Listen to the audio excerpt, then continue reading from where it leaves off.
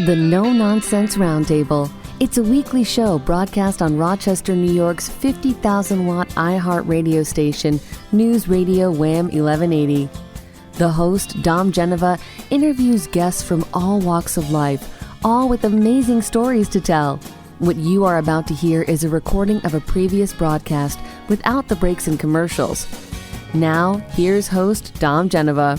Well, welcome everybody to another edition of the No Nonsense Roundtable, and we're here today with a fella. His name is Steve Ball, and he's associated with a member of a group that you may know or you may not know, but it's called the Dawgs with a W, right? D-A-W-G-S. Correct. And they perform for charity. They're a local group, and quite frankly, I think they need more attention because of all the things that you do for the community. A Jefferson Award winner. So let's get into it. So Steve, tell me about the Dawgs and how they got started. So we've been an entity since about 2014, and at that point in time, we were doing fundraisers once a year for the United Way for the company that we worked for at the time. All four members in that company once a year. Big time United Way supporters, so that's where we originated. For about the first 3 years, once a year, United Way. And in about 2017, I said to Lou Germano, our guitar player, my partner in crime has been since the beginning, let's take this thing on the road. Let's do this publicly. So at that point in time, I began hitting up local 501c3 charitable organizations and asking them if we could do fundraisers for them.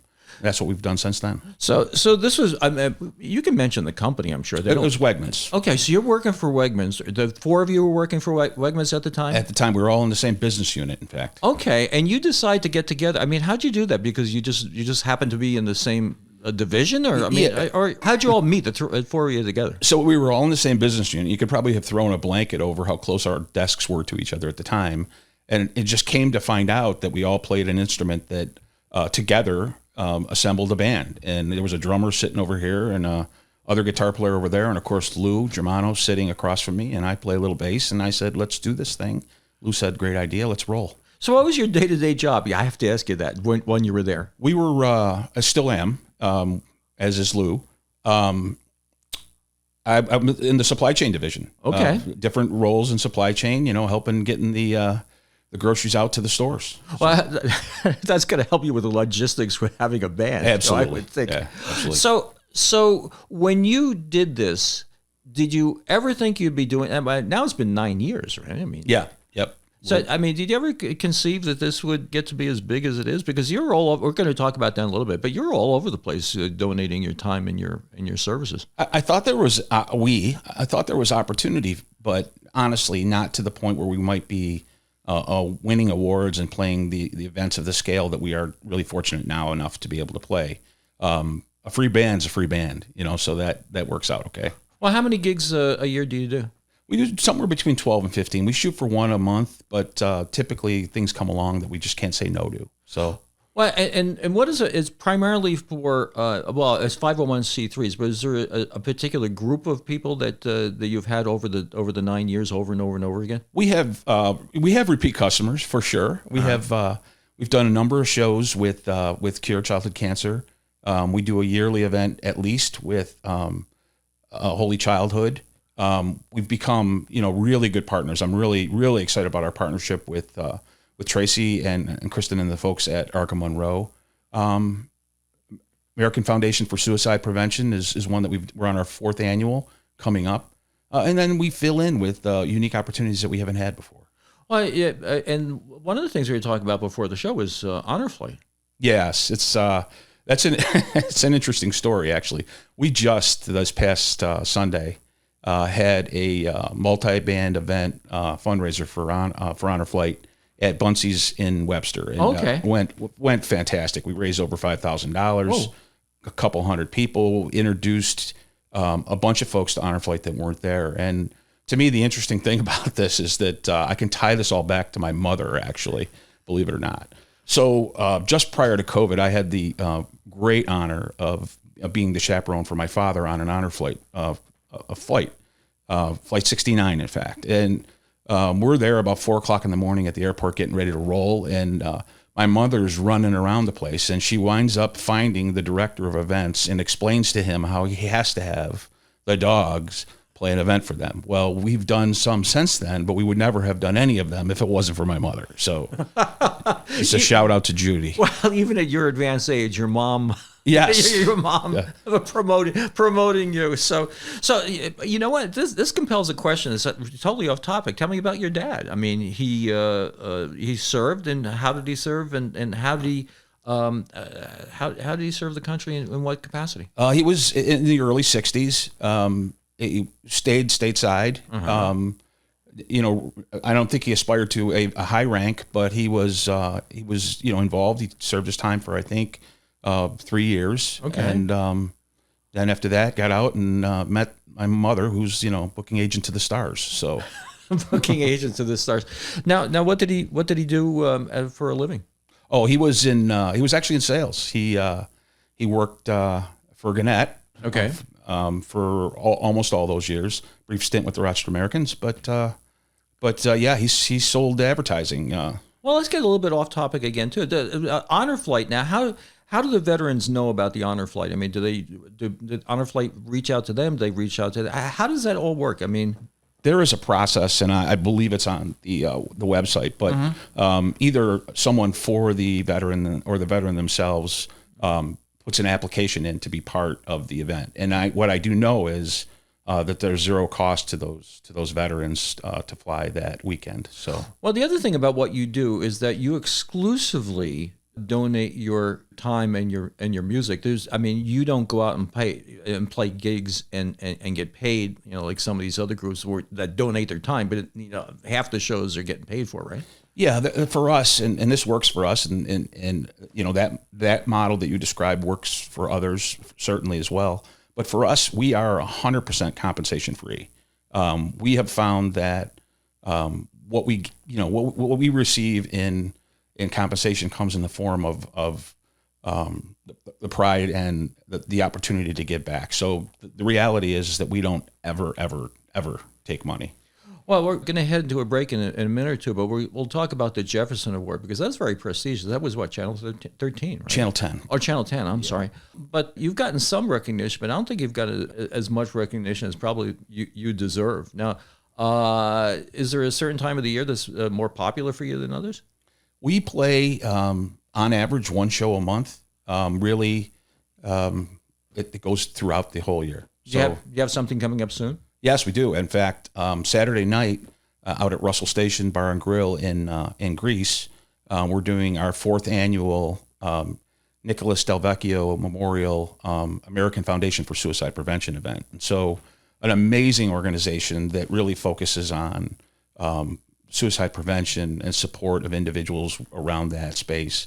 Gina Delvecchio is the principal that we work with, and she's just amazing in her efforts. It's Herculean what she does to put this event on and to support them throughout the year.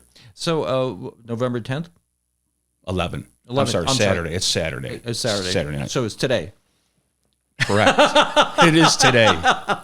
My goodness, how did I not know that? Yes, today. Well, at that, we're going to head into a break and get our dates right, and we'll see you, right after the break.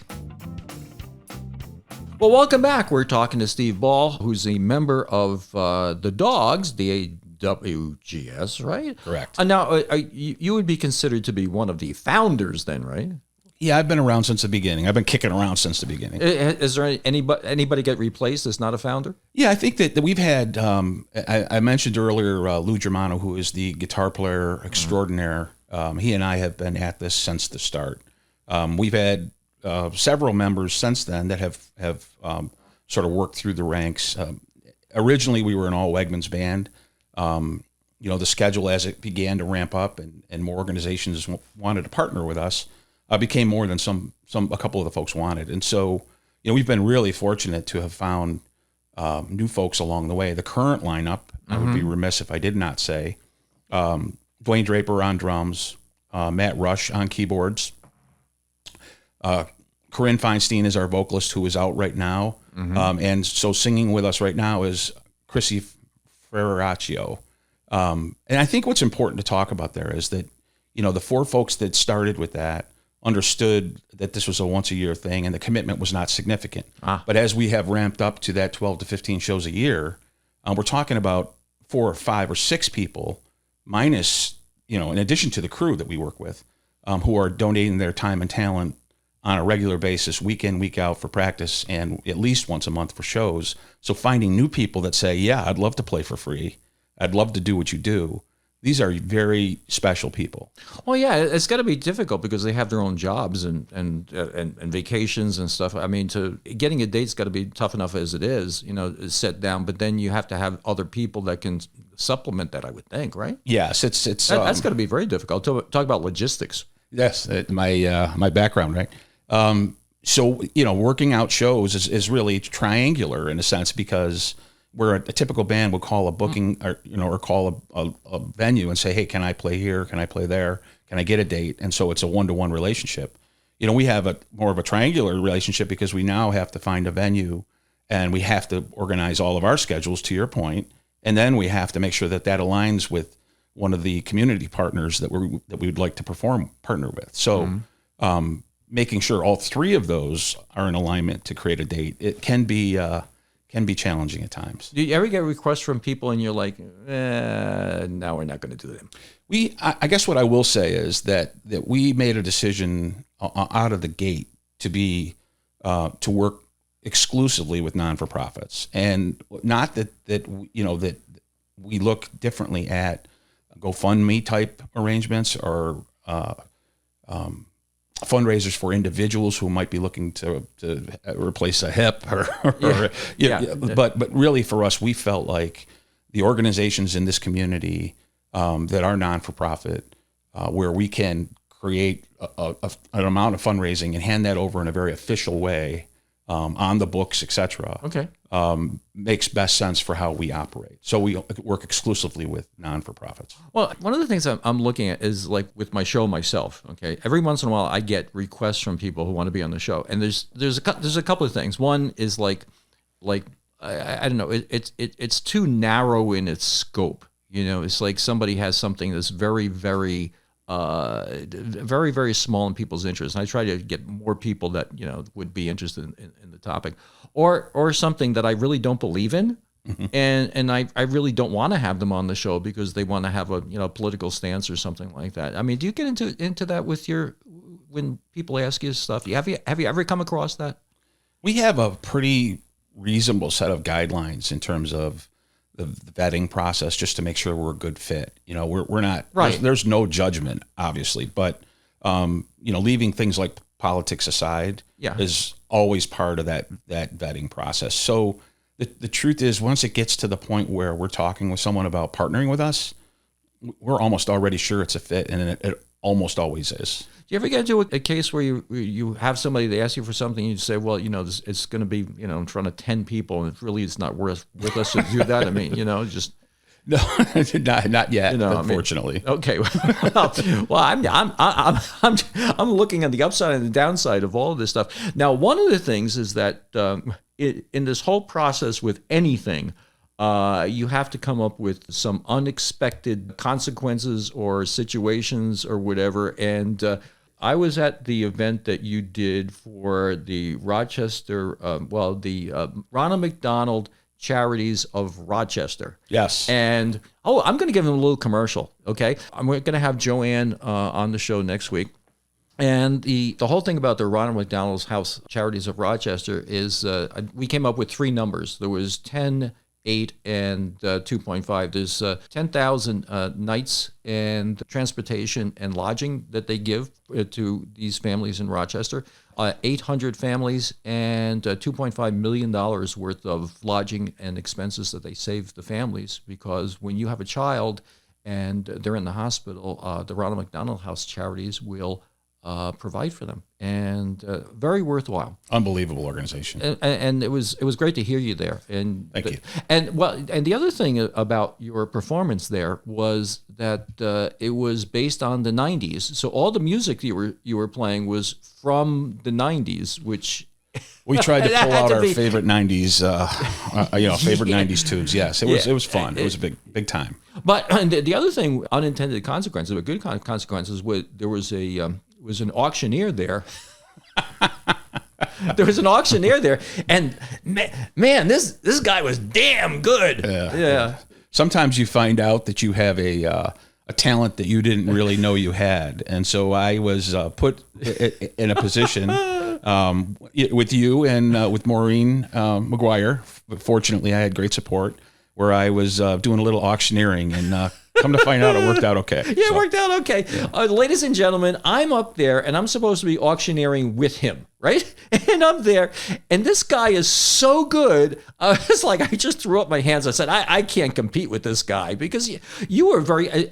Now you were good, not because you were blah, blah, blah, blah, it was that, but you really had this sense of, well, there's more money on the table I can get. And you were good. And then when there was no more money, you didn't press anybody. You were very good with that. Well, I think that probably comes out of what we do. Yeah. I mean, our events, they fall into a couple of different buckets, and the Ronald McDonald House Gala was, sort of the bucket where we're providing free entertainment to an event that is existing, and hopefully we're enhancing it to some amount. But the other bucket, the bucket that we really started in 2017, is going into a venue and partnering with an organization, and then having 50-50 raffles and that kind of thing. So you got to be a little bit of a snake oil salesman to get people hyped up enough to participate in raffles and or a car salesman. used. Yeah, used car salesperson. That's I introduce myself sometimes as what do you do for a living? I used to sell used cars, So, with that, we are heading to the news break, and we will see you after the news break. Well, welcome back. We're talking here to Steve Ball, who is one of the founding members of the Dawgs. I guess you would call it a band with its basis in community service. Definitely. Now, do you have a particular type of music that you guys like to play above something else? We were talking about you being at the Ronald McDonald House Charities and playing the 90s music. That had to be a little bit of a challenge because, that kind of restricts you. Especially when you talk about like dancing and stuff. Well, I think that's a really good point. And one of the things that we came upon pretty early was, if we're going to do these events, it's really important for us to kind of appeal to a very broad audience, right? And appeal to the demographic that's more likely to donate. So, playing really heavy stuff or playing music for very young people probably is not going to get us what we're looking for in terms of fundraising and awareness raising as well.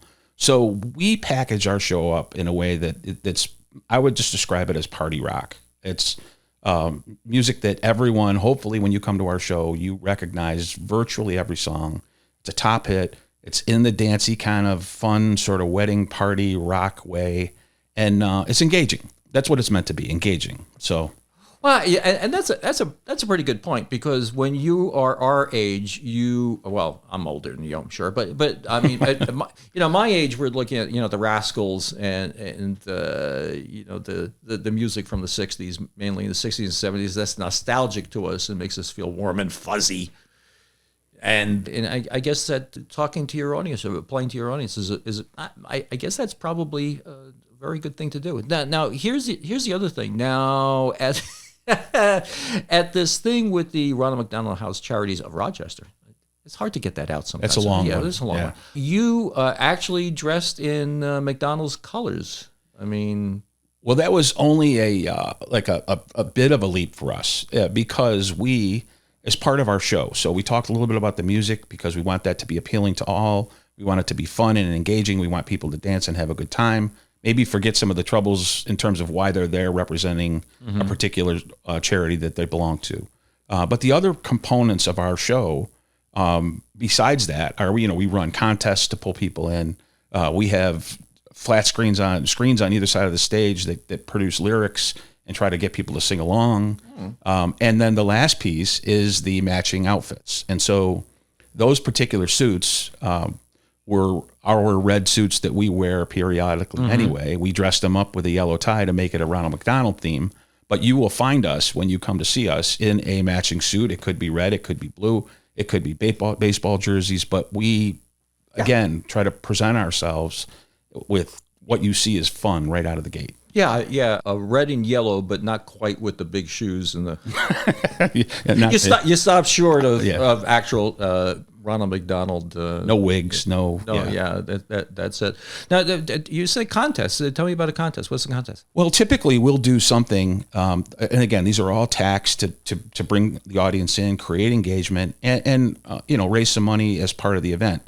And for example, the contest that we'll be running this particular Saturday is a Name That Tune contest, where we'll have 6 or 8 songs. We'll play them without the singing involved. We'll get people to contribute, to participate in the contests. If they know the song, they raise their hand. If they got the song right, they win a prize that's been donated. So again, it's all built. The whole event is always built on, let's try to find new ways to have fun. Let's try to find new ways to engage the audience, and let's try to raise funds and awareness. So. Well, and that's the case I see with a lot of bands, is that some of them just play music, and some people have bands that try to engage the audience, with different things. You don't want to call them like antics, but different things that just add a little bit more of a flavor, a little spice to it, I guess. Which is what I saw you do at the Ronald McDonald House Charities of Rochester. So you have. Do you have other things coming up during the holiday season that we can talk about? So yeah, we have a couple more shows this year. The next one, actually, we're out today. Excuse me. Okay. We're out tonight, Saturday the 11th at Russell Station for American Foundation for Suicide Prevention, the Nicholas Del Vecchio Memorial, 4th annual. And then on Saturday, December 2nd, we're at Capone's in Webster, and we're doing a benefit in partnership with the folks there at Capone's for the Rochester Music Hall of Fame. So really excited about that show as well. Big show for us. John Dretto from Maestro Management, who works with us, tirelessly works with us, by the way. Thank you, John. Is really spearheading that event, and it's going to be a great event. Given the Rochester Music Hall of Fame music theme, there will be a number of silent auction items, and all of them are music related. There's a guitar that's signed by the folks in Daughtry. There's a guitar that's been donated that's signed by Lou Graham. Oh, wow. There's a guitar that's been donated by Rick Vito from Fleetwood Mac. Like, there's some really great items up for auction at that show. And again, the whole idea there is to raise not just funds, but also awareness for the Rochester Music Hall of Fame. I think that, not to go down a rabbit hole here, but I think that one of the most important things that we do is the awareness component, right? Mm-hmm. So yes, we're going to catch you at the door for a donation. Yes, we're going to try to sell you 50-50 tickets, maybe contest entry. Maybe we'll have a cash call at the end. There might be some raffle baskets, etc.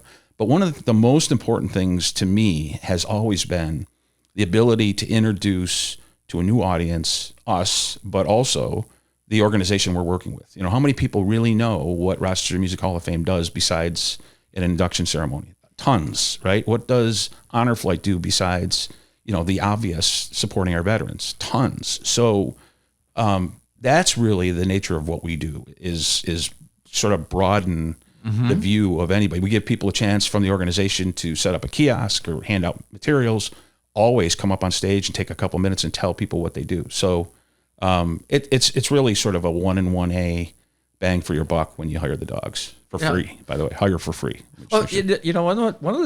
One of my philosophies of life, I talk about this all the time, is that you try to leave the place a little better than where you found it. Right. So when I'm looking, I always say it's really bad that this isn't, it would be better if this was video rather than just radio. But the light in your eyes when you talk about this stuff, you're talking about not only playing music and raising money for somebody, but you're talking about exposing people to Rochester and the great things that are in Rochester, which is certainly one of the things I think is admirable. One of the things I tried to do.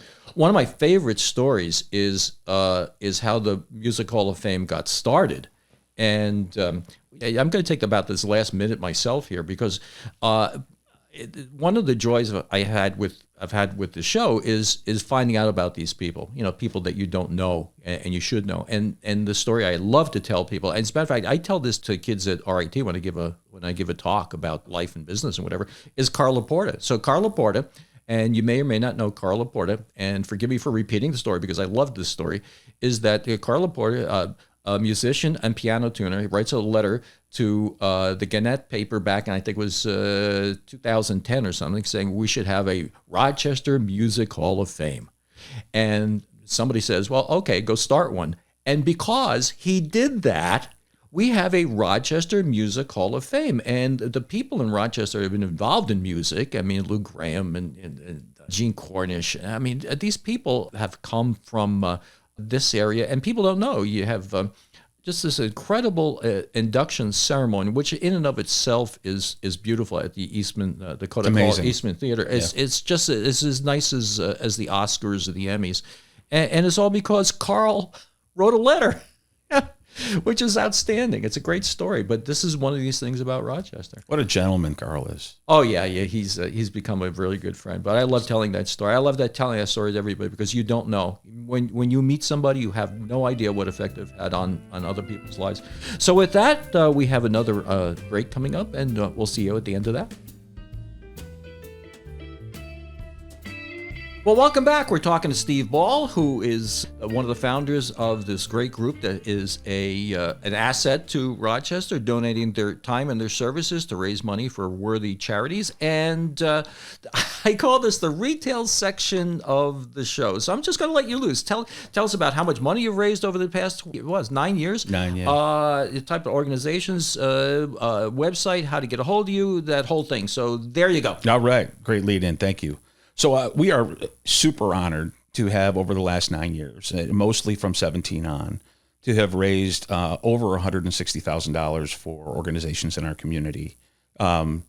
We have, I think we've done, north of 60 shows at this point over the course of that time, with about 30 different community partners in the Greater Rochester area, and the people that we have met along the way.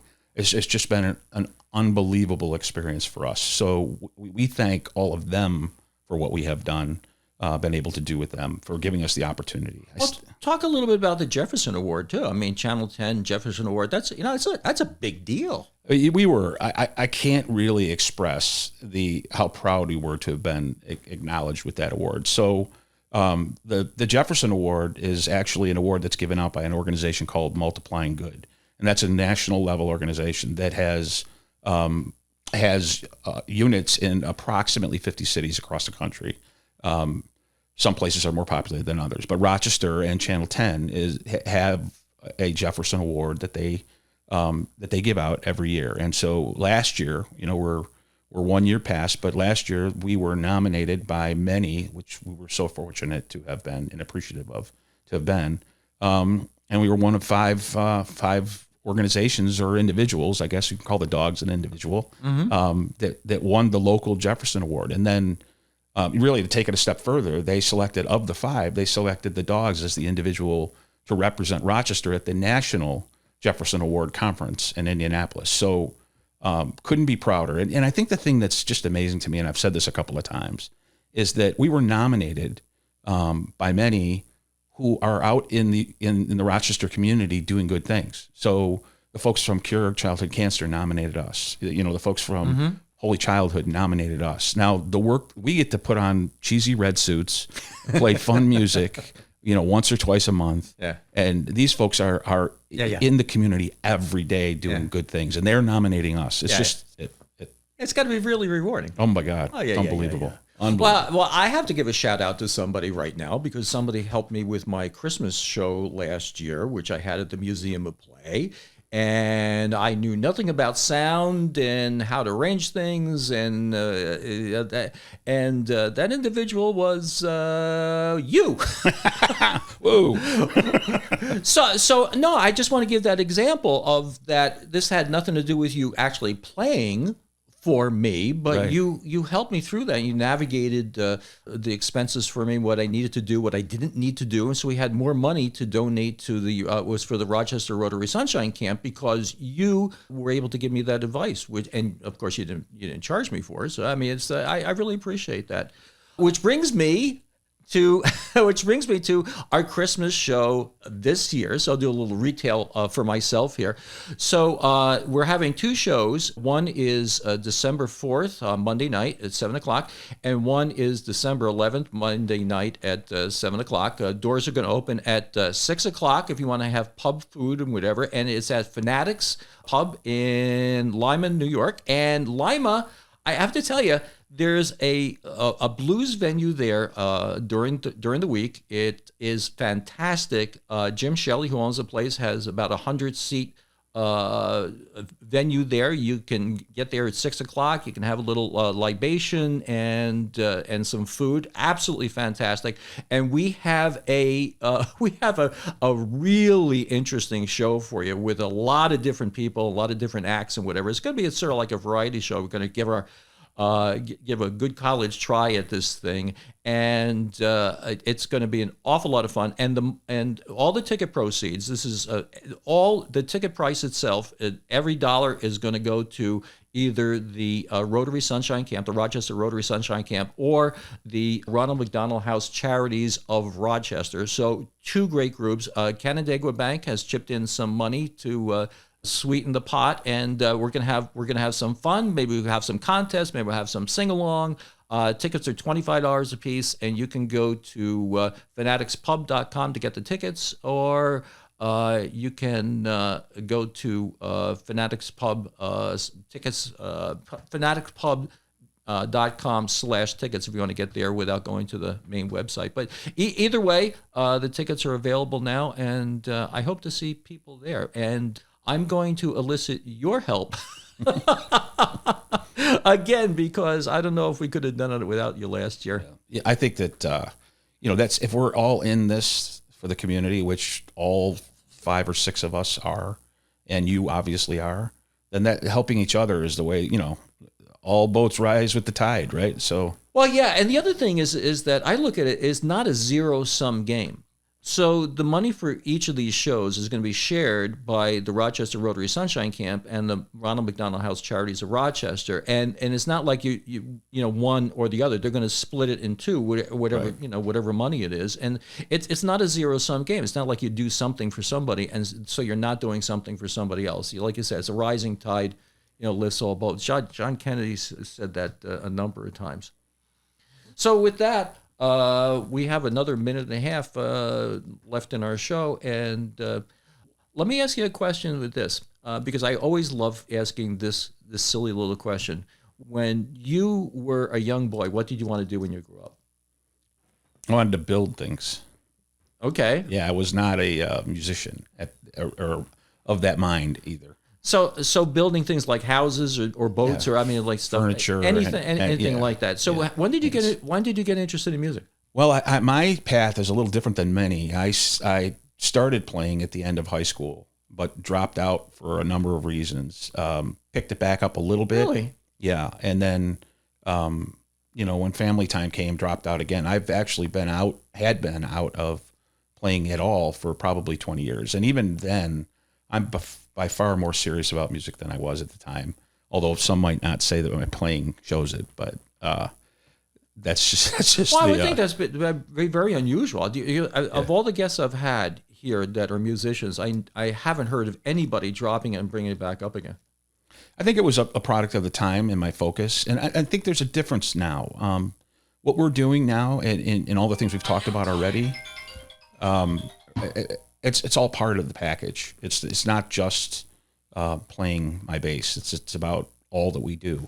And I think one of the important things, I don't know how much time we have, but one of the important things I want to say is that I find myself fortunate enough to be behind the mic talking about all the good stuff that we do. But all 5 or 6 of us, plus some of the folks that help us behind the scenes, are contributing in their own way equally. Mm-hmm. I might be the mouthpiece, but everybody's got a big part. If you're part of the Dawgs, we have Joe Waddell is our videographer. Nick Kozel does lights and kind of community connection stuff. Gina Ford does merchandise. We've got a couple of folks who do crowd hype for us, Judy and Teresa.